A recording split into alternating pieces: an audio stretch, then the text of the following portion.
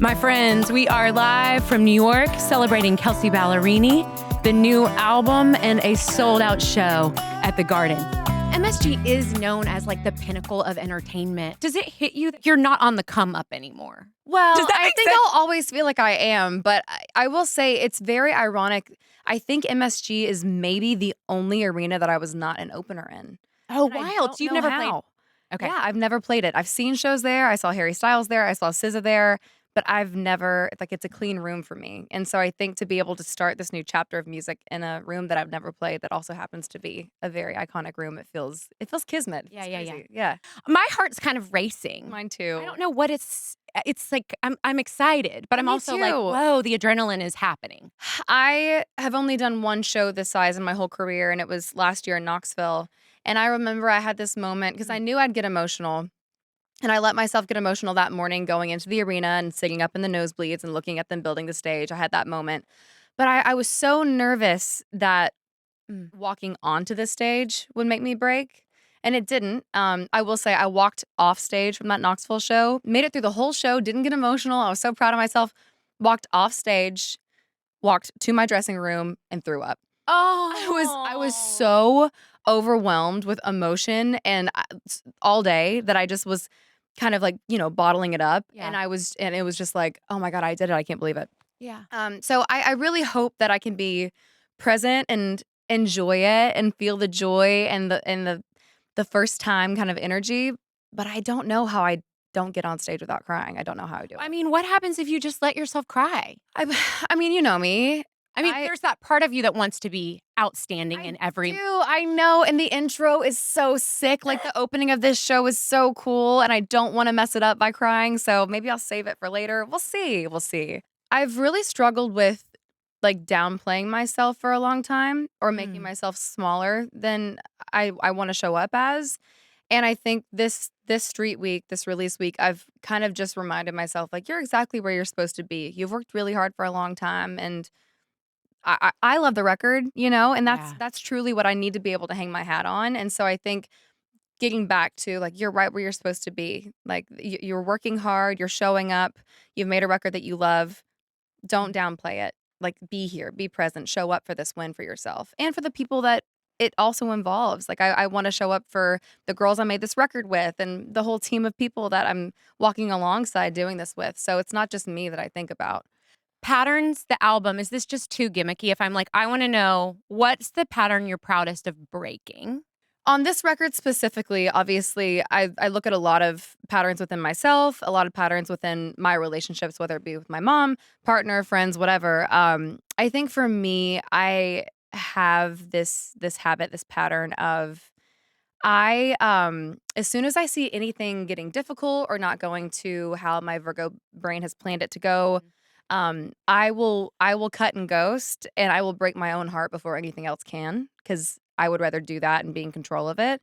But that does not serve me. And I think I've really realized the value in fighting through that and how much joy and steadiness that you can have when you do stay and work through things. And so I think that's probably the biggest one that you see on this record. I mean, I get the heart of a runner. Like, I mean, but like it is good to be planted. too. Yes. It's good to celebrate like being somewhere, sticking it out, figuring it out, and Yes. being kind of okay and being lost in that. Yes. We're going into a song called Wait, which was Mm. I mean, jumped right out for me as far as like one of those where it's like, it's kind of a lighthearted look at the self-sabotage, Sure. I think, or maybe a redemptive look at the, Sure. and so I feel like it's starting to raise its hand already too. Like it's just a lot of fun. It's kind of the word vomit song of the record. It really is. Like it's like if you take a peek inside my head in that moment, it's the chaos of me talking to myself. And you really do hear like the devil and angel in my head of like, I'm better on my own. No, wait, don't go. And that's duality in its finest form, which you hear throughout the whole record. And so yeah, this is like a very chaotic how it feels in my head often as I'm fighting this pattern. Saying that you're lost and that's lost on me. Years of sitting across from me in therapy. I mean, this is the moment for me when you go from just being like a crazy strong writer who can write about anything, right? And in country, we do come up like learning how to write something that isn't just so autobiographical, because we're also thinking about getting cuts from other people. Like, Yes. but something transformative happened when you put yourself so sort of undeniably in the crosshairs of your own writing. Mm-hmm. And Mm-hmm. lo and behold, people see themselves in it when we get that explicit about our lives. Yeah, I think for like I've always written about my life, always. Um, but there was a part of me that would leave out details and like round the edges, so it did feel like anyone could put themselves in it, and it was their story too. And with Welcome Out, I made the whole project just from a very different place, and I keep saying it was very selfish, like I made it for me. Um, Mm-hmm. and then it connected very differently. But like I had my street name, my dog's name, like it was just it in my brain, it could not have been about anyone else's life. Yet it was. And so I think it really was a challenge for me. And I started the Patterns record from such a place of fear because I did not know how to follow up Welcome Matt. Ooh. But I wanted to do it justice. And I knew that I had new ears that were like, what's she gonna do next? And I didn't want to fail. And I also knew that for the first time, from like a credibility standpoint, I think people believed that I was a songwriter more than they ever had. Mm. And I wanted to hold that so dearly and tightly because that is what I will hang my hat on until the day that I, ride off into the sunset. And so I just didn't know where to start because I was like, I'm in such a different phase of my life now, but how do I keep that articulate truth? And how do I not round the edges, but still make it feel like I want it to be for everyone? Because I do. I want it to be for everyone. And it was the 4 women that I made the record with that kind of helped me find that. That's a hard balance too, because I think we get scared, and it's like, have I gone too far? Do I need to clean it up? Do I need to tone it down? Mm-hmm. And where does it fit? And where does it fit? Yeah. And it sounds like something happened, and you've used the term womanhood, I know, like a lot kind of around the way that these people kind of wrapped you up during this process, Yeah. I think too. Yeah. It's just, I mean, it's beautiful to watch. Thanks. I think the greatest gift that you can give somebody is to be a witness to their life, and then vice versa. And I think that's what makes me so proud of how we made this record is it wasn't just, hey, let's meet at 11 and then, they're going to peel off to pick the kids up at 3. It was like we walked life together for a year and a half, and we blocked time, lots of time, intentional time to go away and really just think tank this record together. And there was no rush, there was no pressure. That's the womanhood of it. Like the songs hopefully are proof of that, but there was conversation and friendship and good wine and PJs and face masks and midnight snacks. It was so yummy in that way and so heart-filling in that way that I think it was very easy to get to the nuts and bolts of what this record was going to end up becoming. Y'all, we're live with Kelsea Ballerini. We're in New York. We're celebrating the release of Patterns. And we're also celebrating like a monumental moment in your career, which is MSG tonight. I know, I'm starting to sweat a little bit. Girl. I am. But just last week, y'all announced we've got an arena tour coming next year. We do. Yeah, baby's first big girl tour. I've always wanted to get to arenas. I remember when I signed my record deal, I was talking to Gordon Kerr, and he was like, what's your dream? And for some reason, my 20-year-old brain, I was like, I really want to come up on a hydraulic lift in an arena. Like that for me was like the magic because I grew up going to Thompson Bowling Arena. I also just knew that if I ever was going to make that jump, I needed to do it at a time where I had the best shot at not falling on my face and doing it well, because there's not a large track record of women in country music that have made that jump. And so I wanted to do it at the right time for myself, obviously, but I also didn't want to fail in general.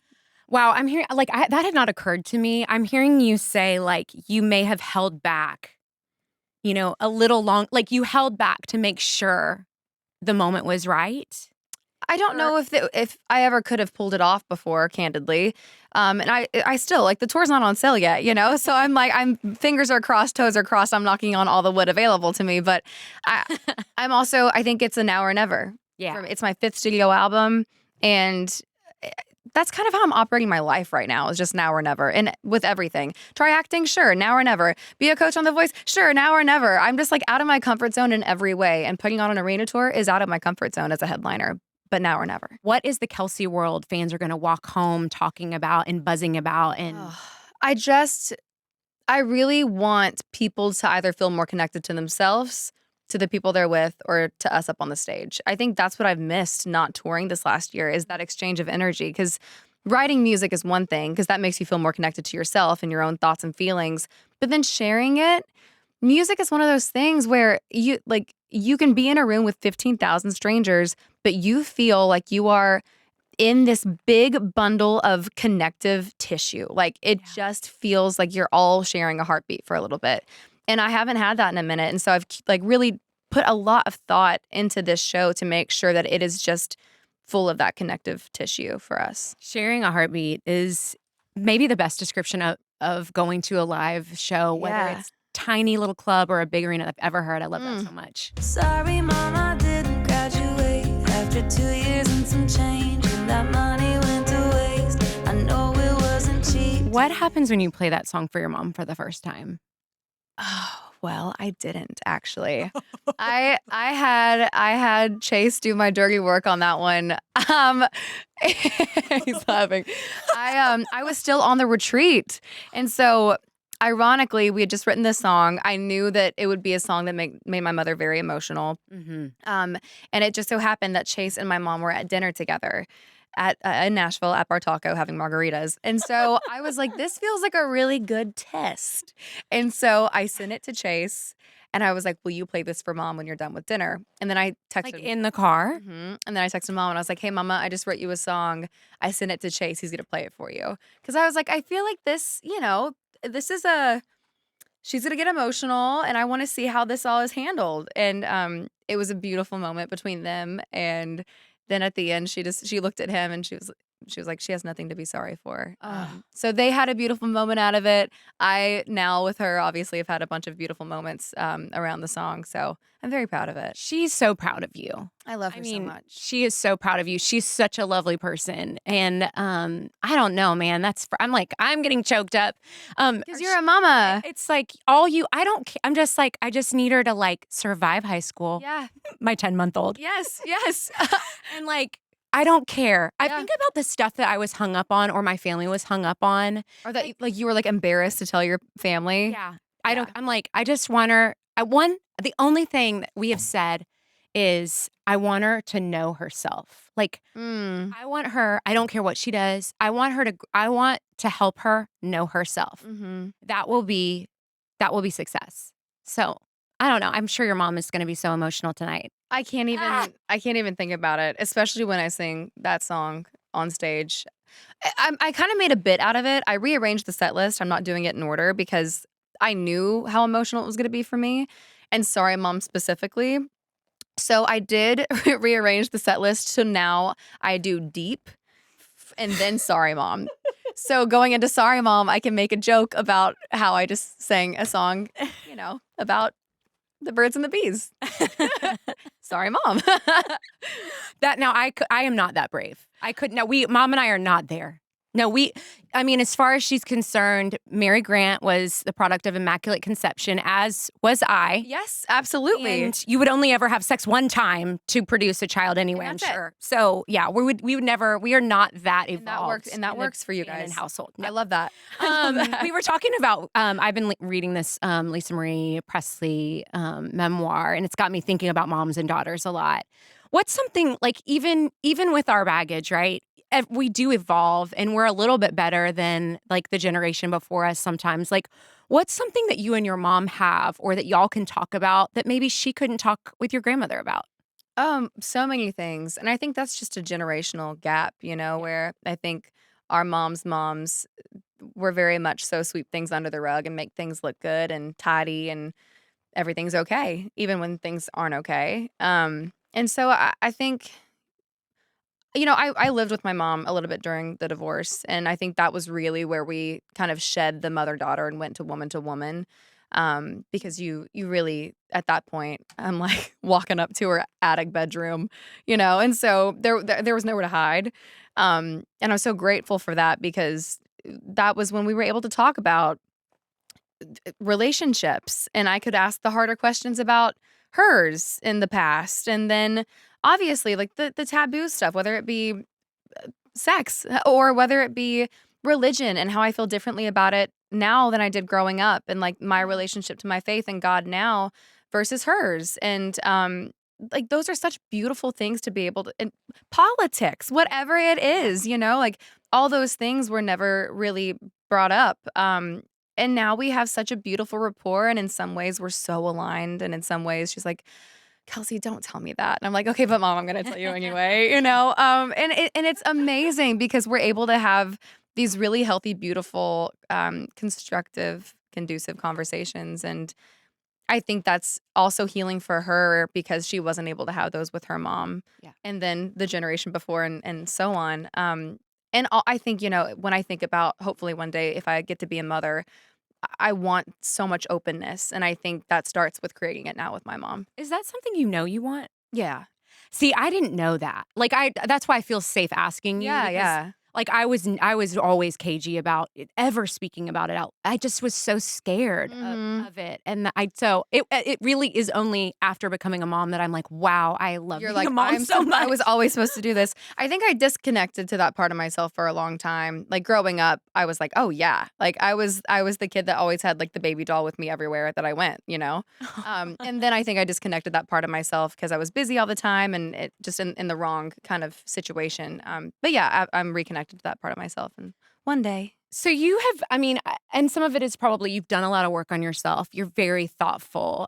This album is self-reflective. It's self-aware. But then there's also some moments that are like, it's just not that deep. Yeah.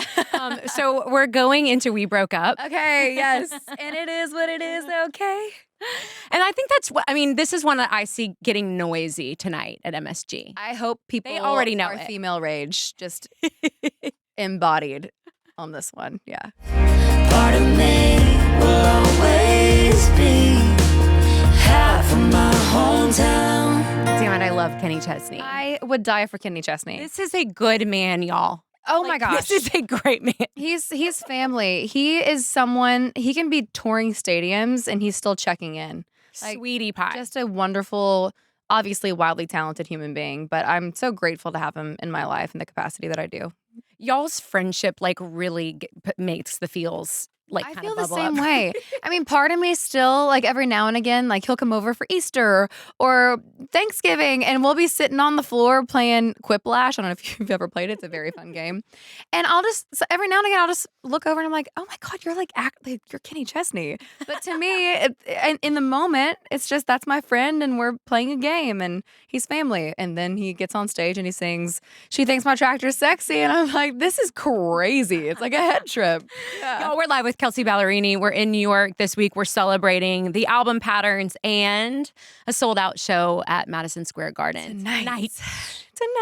We know, and we've spoken off mic about the women that were involved in making this album. Yeah. Our trusted collaborators and friends. And pillars of Nashville and music in general. Hillary Lindsey is truly one of the reasons that I'm a songwriter. When I was at Lipscomb, instead of studying, I would be with my roommate Jensen, who was a nursing major and so by the book and like doing all of her notes and her studying. And I'd be across the room YouTubing every single time that Hillary was playing an ASCAP Expo or the Bluebird or the Listening Room and just studying her catalog of uncut songs and all that stuff. I'm obsessed with her. What'd you learn from those moments, those years of studying her work?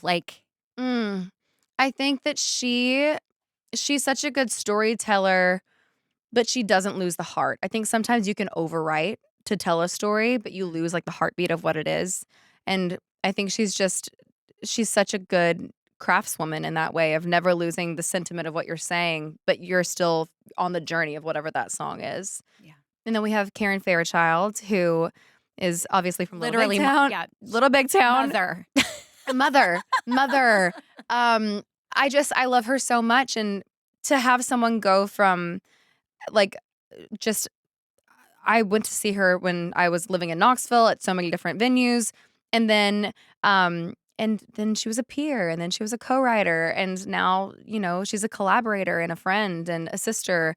And that's been such a beautiful journey. And then we have Elisa Vanderheim, who this is her first time producing a full-length record. And I want to say one of the things I am most proud of and I'm trying to be so very loud about is that there are not a lot of women producing records in Nashville, Tennessee in country Less than music. 5. Less than 5.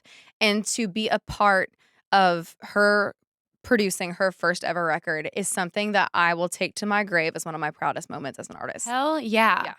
It is. I mean, it's shocking, but it's like, let's just pause and like bask in that for a second. Yes.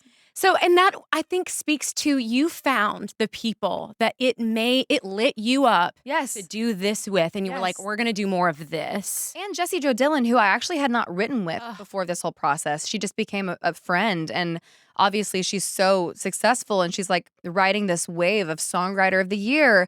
And but she just felt safe to me. And so our first time really being in the room and writing together was Sorry Mom. I really am proud of this group of women. I mean, obviously I'm so proud of you. Thank you. But it's very cool to see the power. It's just a little power group right here. It's just a little power group, but we're just buddies. So you're doing other things too. I feel like you're spreading your wings with the voice and getting your feet wet acting. I mean, if anybody didn't see that coming, like look at her.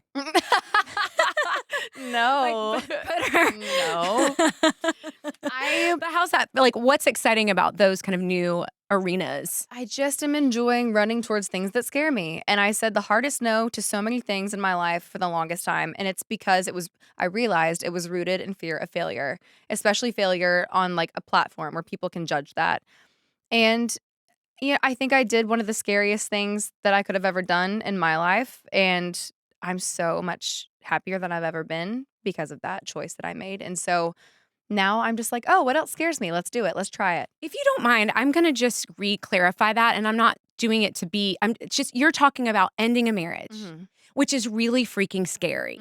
And there's nothing taboo about it. Like, it is terrifying. And look at the fruit. Look at the beauty. Look at the flower-filled life that is on the other side. Very much so. So I think, and that is what happened when you released Rolling Up the Welcome Mat, is all of a sudden people were like, what am I hiding about? Like, here I am. And so as a continuation of that, I think there's so much to celebrate on this album. There's so much to dig into. We didn't get all the way there. That's the nature of an hour-long radio show. Okay, please do. Okay, in Nashville next time. Kelsey, I'm so freaking proud of you. Have an amazing show. I'll see you there.